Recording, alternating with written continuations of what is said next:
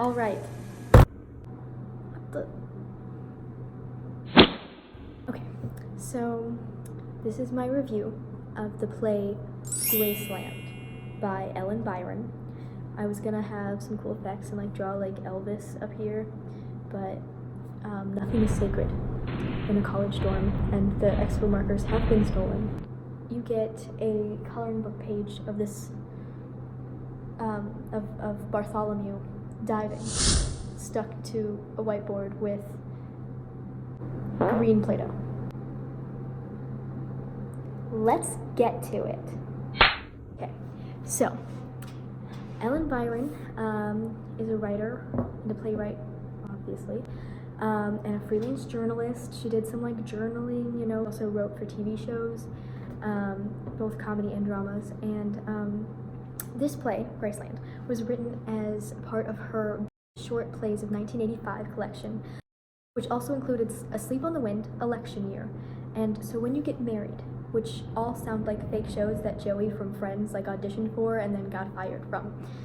So basically, two crackheads that are Elvis stans decide to wait outside of GRACELAND, which is his mansion after he died, and they're waiting to like be the first ones in.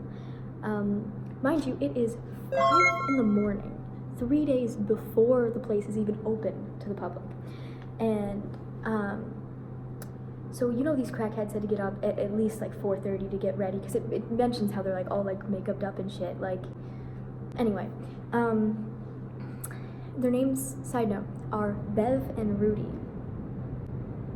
I mean, let that sink in.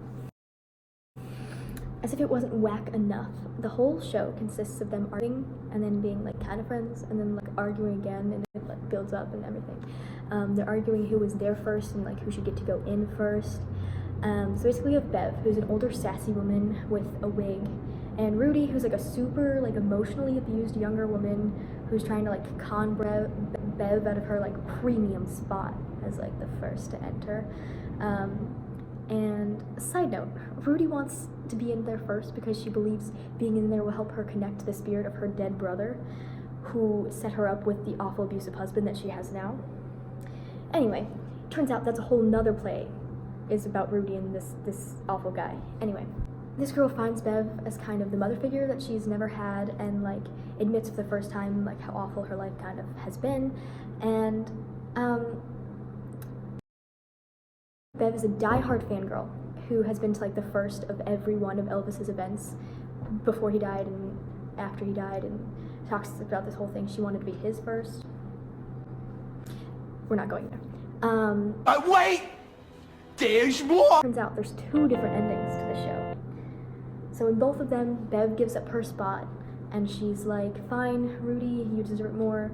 And there's the whole overarching theme of she kind of finds her own Graceland in the peace, or whatever. But one, she gets up and walks away, and then the other one, she like stays. And I feel like I like the one where she walks away better, because if she like stayed, there's a whole like outcome where she could like, you know, after the play is over, like just yeet into the doors before Rudy does, and the whole thing was like for naught. Bev was obviously like the protagonist. She was the hero of the story, and the structure, there was like an intro where they were like, who's first, and they were arguing, and then there was a point of attack. A challenger approaches. Rudy literally scoots her like pillow or whatever inches in front of Bev, and this like starts an all-out war.